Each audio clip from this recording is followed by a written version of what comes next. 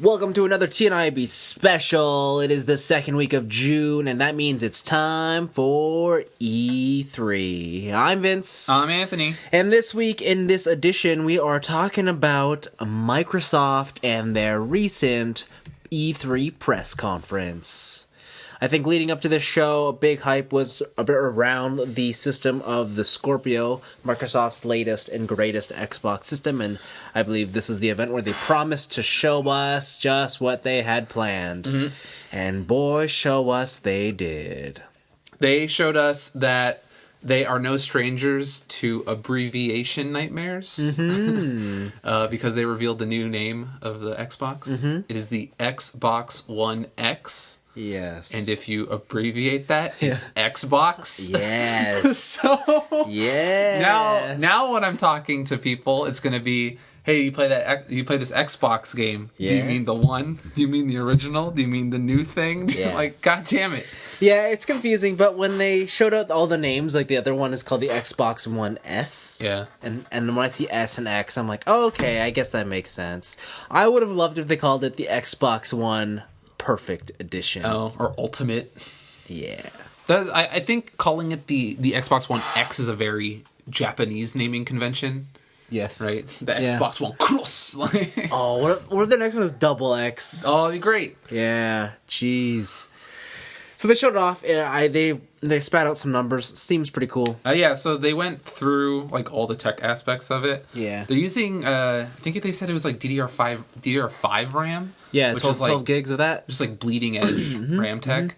And pretty much it seems like it's just super powerful PC parts that they jammed into this really custom console architecture. It's liquid cooled. Yeah, like liquid vapor cooled. It said? Yeah, it's the first console to do that. Yeah, has a brand new power supply system. Yeah, it's like evenly distributing power throughout the motherboard. Yep, and it's all doing this and putting it in an even smaller package than these pretty tiny Xbox One S. It's the smallest Xbox console to date. Yeah, it's not PS2 Slim levels of small. Man, that'd be crazy. But it looks like it's around the size of a PS1. Like the original PS1. Yeah. That's what I think that's where I put it at. Not original PS2? No, I don't know if it's that long. Yeah, they didn't have a good comparison shot. Yeah. They just had the two splash images. They didn't have like a model. Maybe the original PS2, but every time I pick up the original PS2, it's a lot bigger than I remember. Especially if you have the network adapter in the back. It's not a tiny system. No, it's not. As someone who just had to bring that to someone's house, it's not small. Yeah. So that's cool. And then they didn't really show off any other details beyond that. Yeah, they showed off that stuff later in the show. Yeah. They just went into games. Mm-hmm. And first off, we saw... I like how we both had the same thought. This desert looks too nice. Yeah. It's gotta be a racing game. Yeah. And it was Forza. Yeah. Forza 7. Yeah. And also, we're like, damn, 7. Yeah. They've surpassed Gran Turismo. Yeah, where are you, GT? Yeah. They're too busy, like, putting microphones under exhausts. Yeah. So the new Forza looks it looks like a Forza game. It looks like a Forza game. I think the problem here is that when it comes to 4K and all the things they're trying to tout, like HDR and the full RGB spectrum, it's like, that stuff is great, but you will only be able to experience that kind of stuff in person, I think, over a stream. Yeah. It's impossible to tell the difference, because honestly, all the things they showed to me look like what I'm used to. Yeah, it looks like a racing car game, and where I'm at a point now where I can never tell if this new iteration actually is better looking than the old one, just based off of videos. Yeah, it's something you have to see in person and play. So I'll give them the benefit of the doubt for this, but what I'll say as a racing game fan and as a Forza fan, they put in weather effects and dynamic. They have like dynamic rain and puddles now, and day and night cycles. So. Yeah. That's all I really wanted from Forza, and they put it in. True Le Mans racing. Yes. You could actually do the 24 hours now without it being daylight for 24 hours. Yeah. So that's cool. And they changed the driver model to be a female. Yeah. Which is interesting. Or at least they changed it within the trailer. Yes. Right? Yeah. They might give you the option within the game. Oh, I'm sure they will, but the marketing push definitely puts it at female first. Which is pretty cool. Yeah, and then finally they said Porsche respects us so much they let us reveal their newest car here at they had a car commercial in the middle. They're like, yo, check out the latest 911 GT2 RS, the most powerful 911 ever. And let's just have a little side conversation. That looks like a 911. Like, it's not really looking like anything else. To be fair, all 911 look the same. Yeah, and they kind of have to because of it's like the Beetle, right? Yeah, you can't really change it. That's fine. It's what it is, I guess. Yeah. So yeah, Forza. Would you rather play this over Project Cars 2? No. Really? No. Okay. I've played based on what Project Cars is offering. Yeah. I just like that style of racing game better, and I like the way the first Project Cars felt. It just felt so great. Second question: as a racing game fan, do you even care about Gran Turismo Sport anymore? No. Damn. No. Savage. No. All right. So next up, they showed a new Metro game. Oh, yeah. They showed the new Metro game. It looks really nice. That game looks cool. Going from sewers to outside, and this very conveniently timed train to pick you up. I like, they put small little touches into this gameplay footage that was really cool. Like at the beginning, he sees a clip with bullets, but instead of just picking it up, he checks his gun first to see how many bullets he has, and then he takes it out, puts it down, and picks up the other one. Yeah. And I like touches like that. It just makes the sense of immersion just a bit higher. Yeah, I think earlier in our podcast, that is the reason we really liked the Killzone games. Yeah. Just because of that level of just the reload is long, but it's so detailed and realistic and stuff like that. Yeah. But have you played any of the previous Metro games? 2033 was the first one? Yes, 2033. I haven't beat it. I'm maybe 3/4 through. I really liked it. I can't remember why I stopped playing it. Okay. But I heard the next one was better. Lost Light, something like that.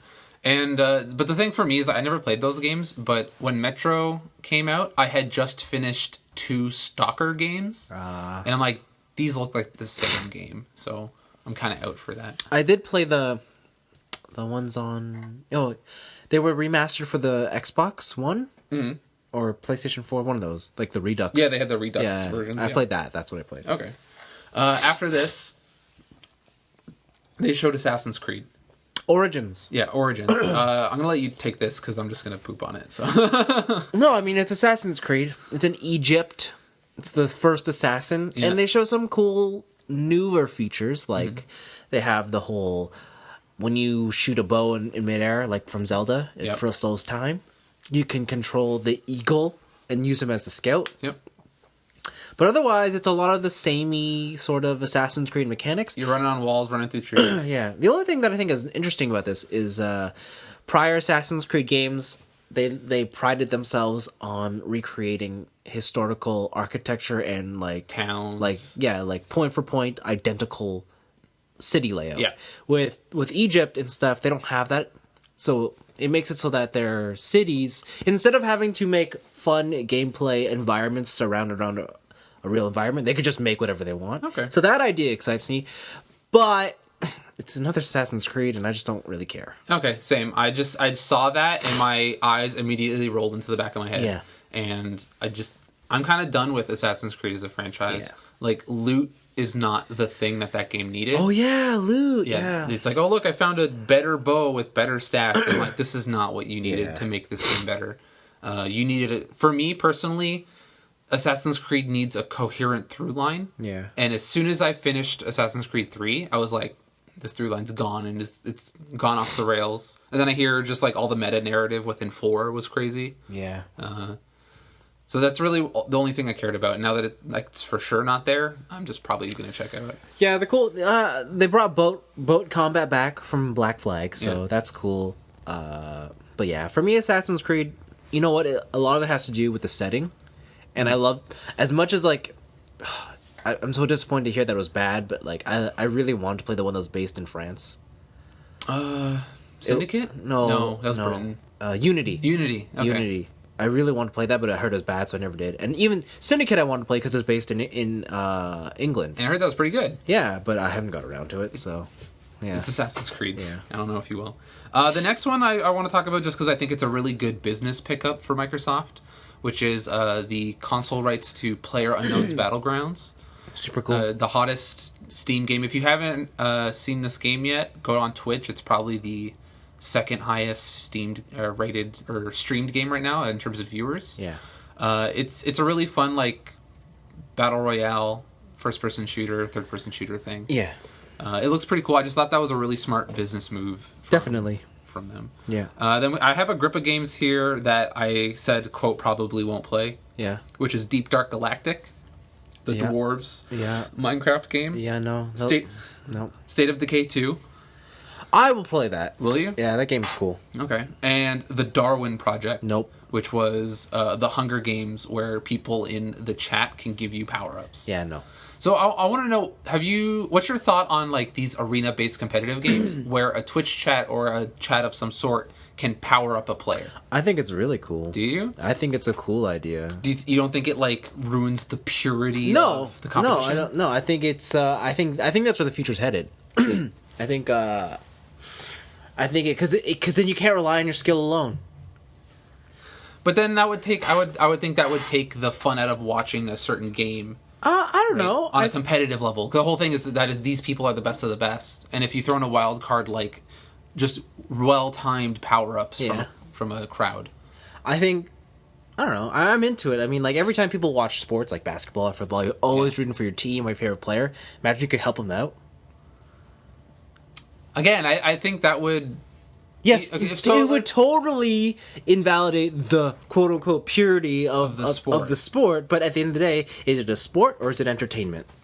And like that's where a lot of sports are finding themselves in nowadays. And I think that this is not really a video game that's like on a super competitive level. And I think that's true. It just seems like a fun little thing to do. Yeah, in this specific game, it's not like super egregious. Yeah, but like when you bring it to like here's the NBA. Sure. Right? Yeah. Maybe if it was something silly, like they brought back Slam Ball, and it's like, oh, the crowd voted so that these people's trampolines now work. Yeah. Like, that'd be some silly fun. Yeah. The next up they have is... after that last announcement, I don't know if it's my favorite, but it's up there. Yeah. New Dragon Ball Z game. It looks fucking amazing. Dragon Ball Fighter Z. That title, man. It's fantastic. It's great. It's simple. It's to the point. I opened up my Twitter earlier this morning, and I saw this. Yeah.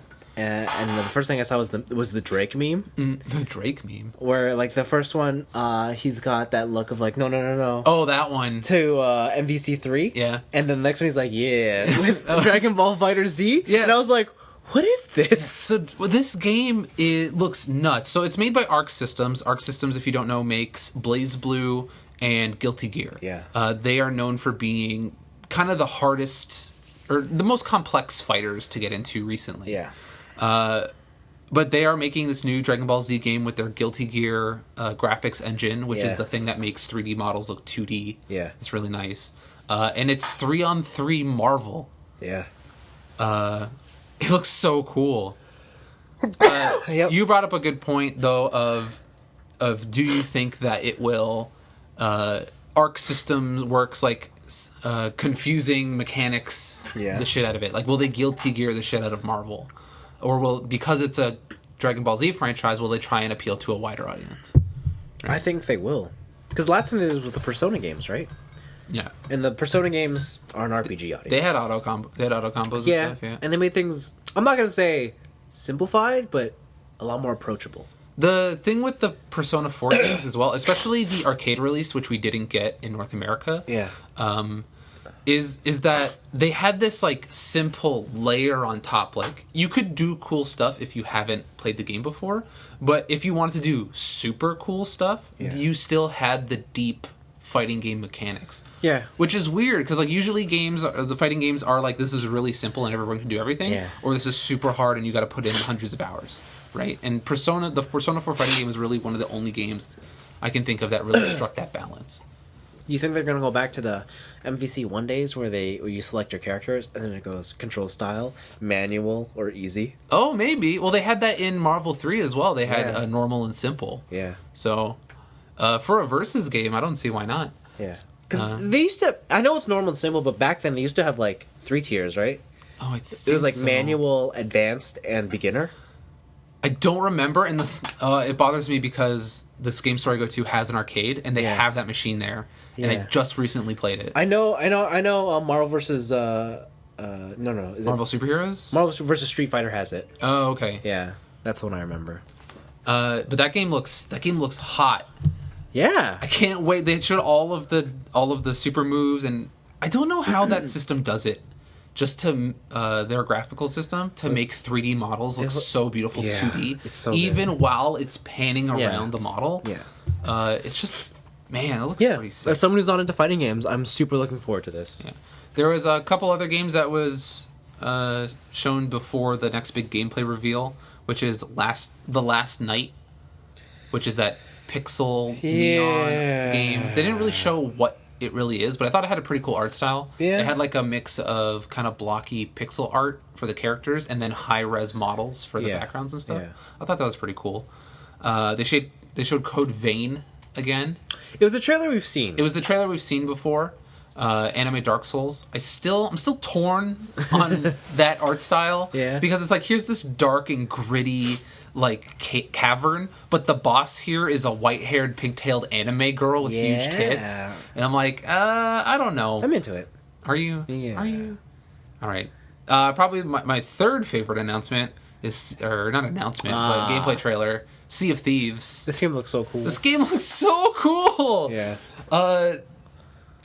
I don't know where you want to start with this. Like, you are a pirate, and you do all the cool pirate things you that you imagine. For booty. Yeah, you go to different islands. You fight other pirates. Fight sharks. Yeah, alligators. You go fight the undead guarding the booty. Yeah, legendary treasure. Yeah, it seemed like awesome. Yeah.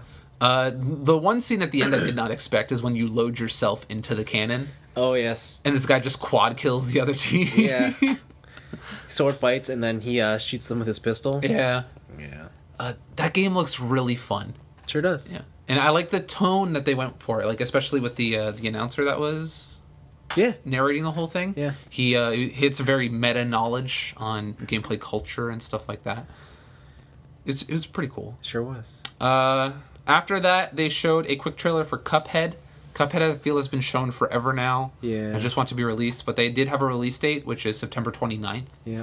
If you guys haven't seen Cuphead, go check out a trailer because it's really beautiful, like Looney Tunes, old, like Steamboat Mickey type of art style. Yeah. It's pretty cool. Yeah. After that, they showed a trailer for Crackdown 3. They did. With Terry Crews. He's chilling. Yeah. Did you play Crackdown 1 and 2? I played 1. You played 1? So did I. I played a little bit of 2, and it wasn't that good. Yeah. Did you but you liked Crackdown 1? It was fun.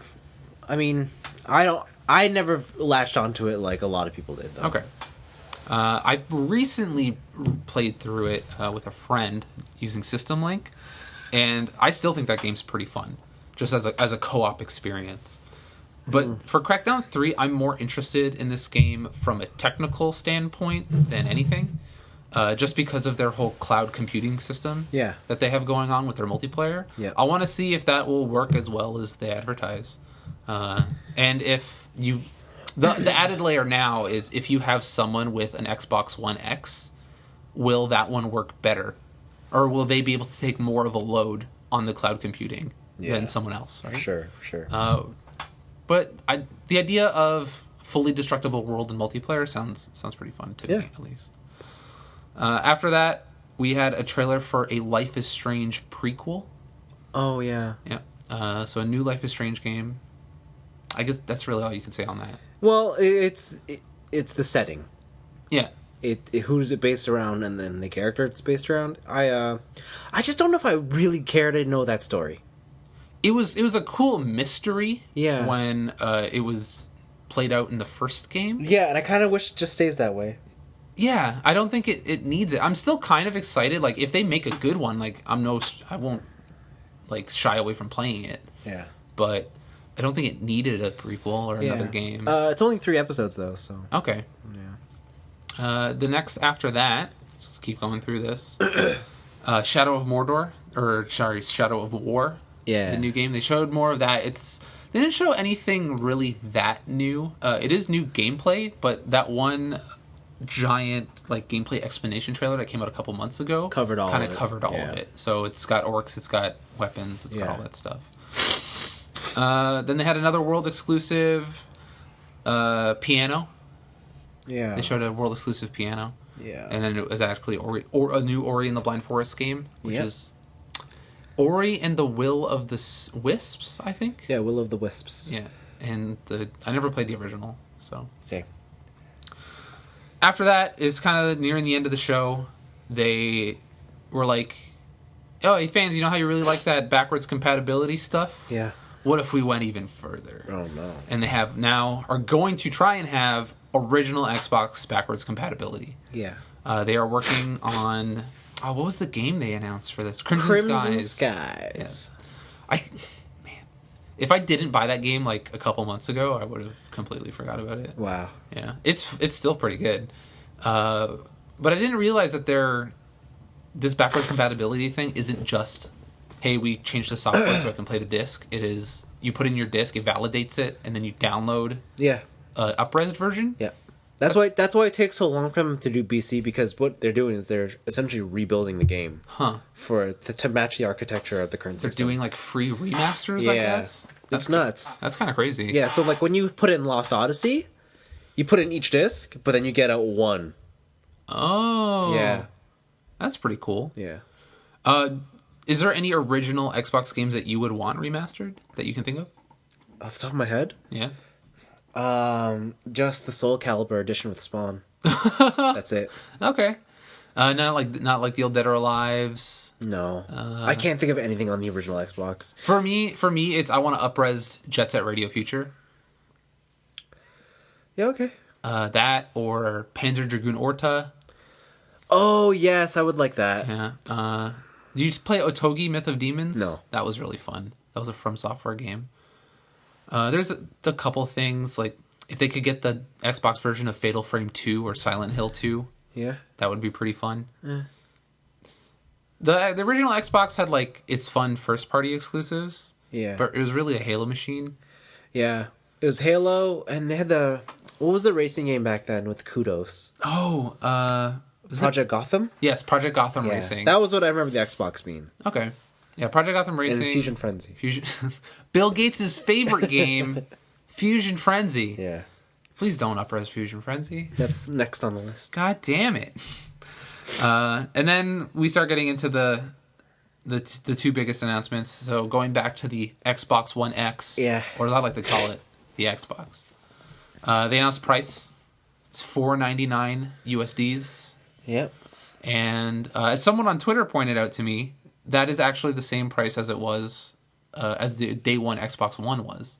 Yeah. Yeah.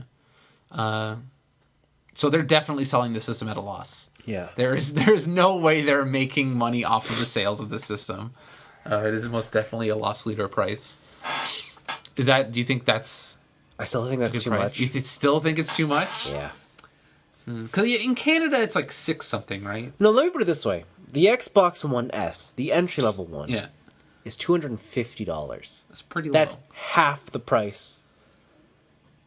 But does this have more than half or close to double the power of the one? Yeah, but I don't know if you could quantify it like that, because, at least with the PlayStation, you could be like, it's $300, but if you want that little bit more, here's an extra $100. Okay. With the Xbox, it's like, it's $250. And like, even though that's not an insignificant amount of money, it's still like, well, that's reasonable. Mm-hmm. But you're like, you want a bit more power? Pay double. Like, okay. If you put the argument that way, it's just like, no. There's also the thing of like, they keep saying that if you have an Xbox One, like, don't worry.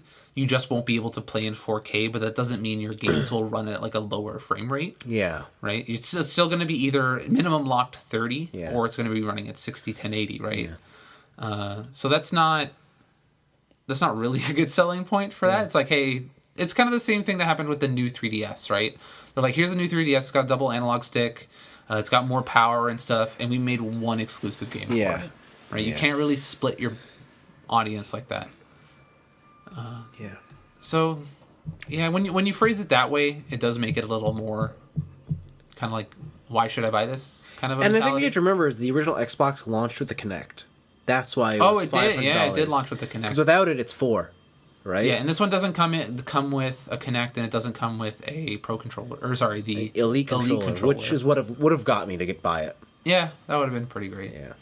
So yeah, $4.99 USDs, and after that they showed the Destiny killer.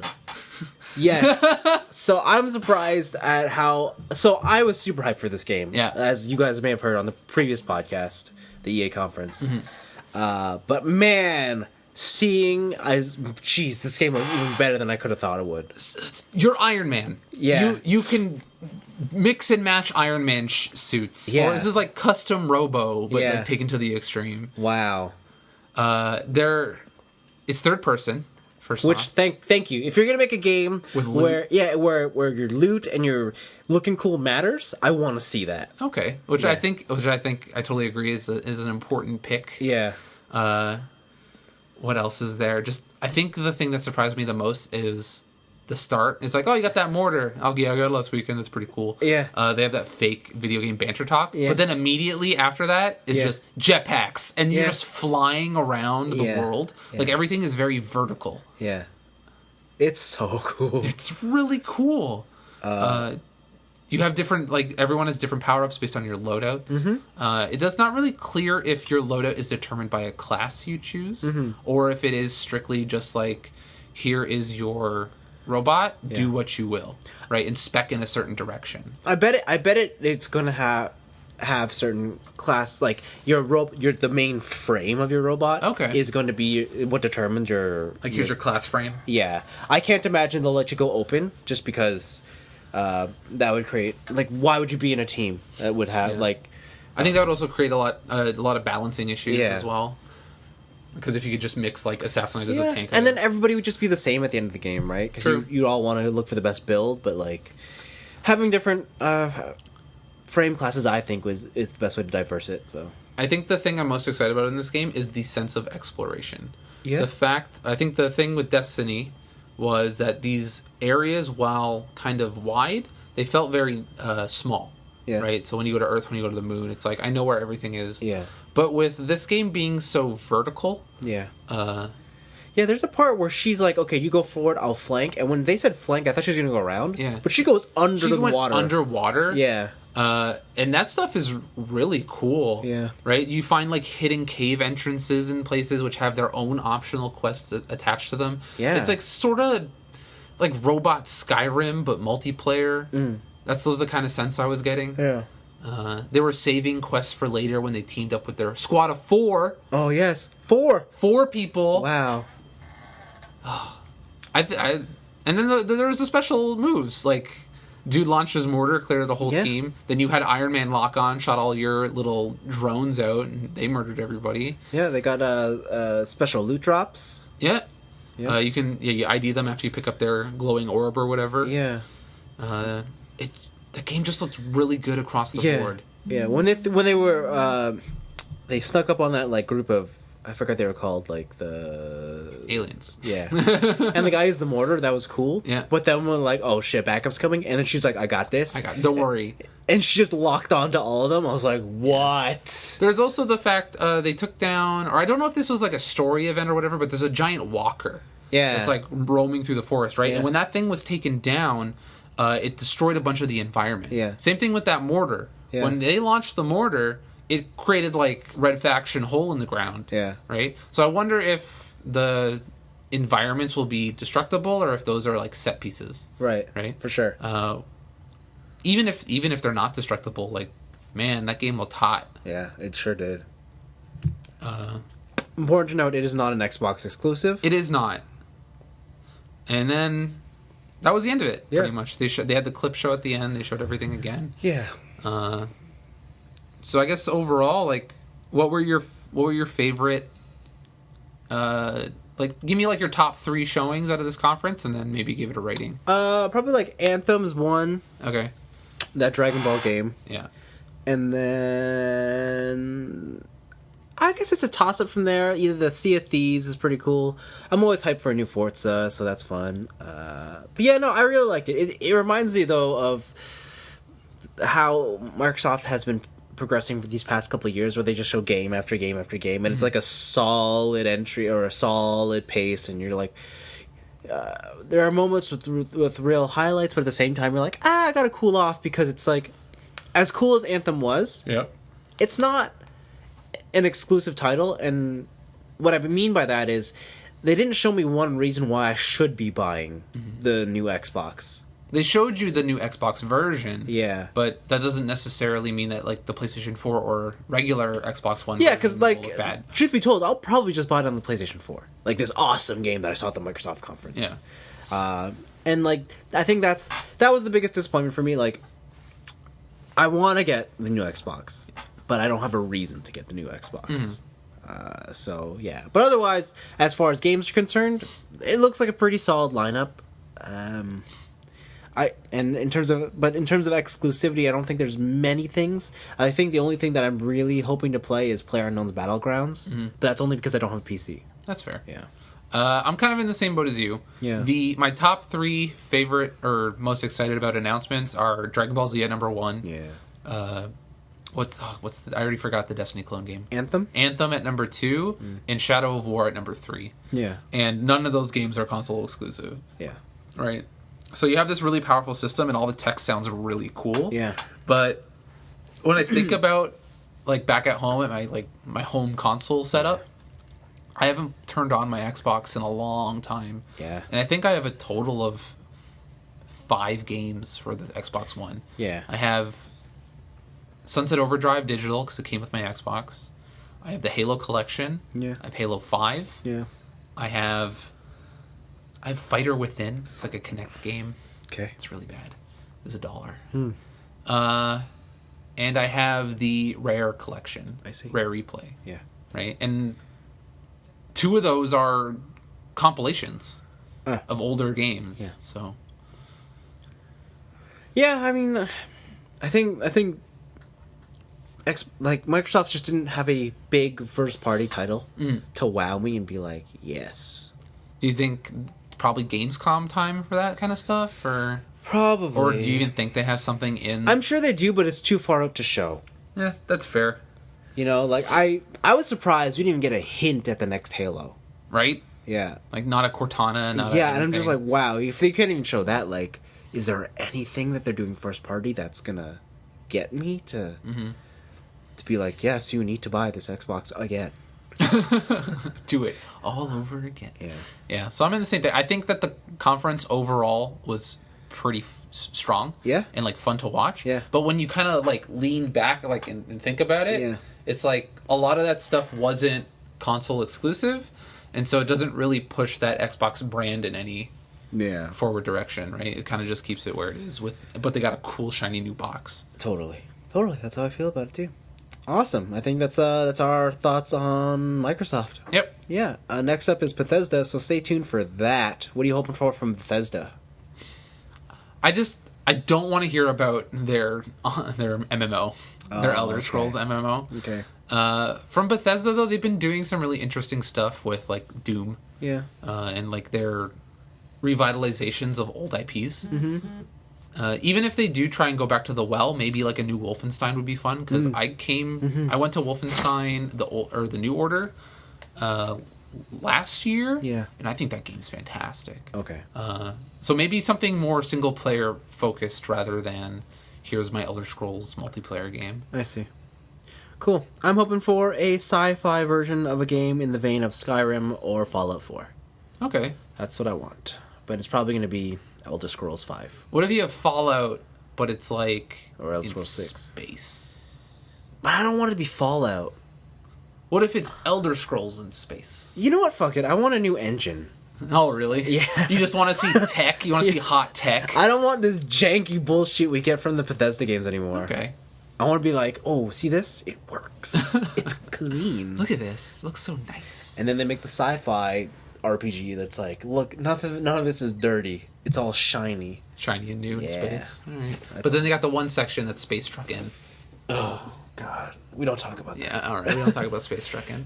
So, yeah, look forward to that coming to your ears soon. Bye.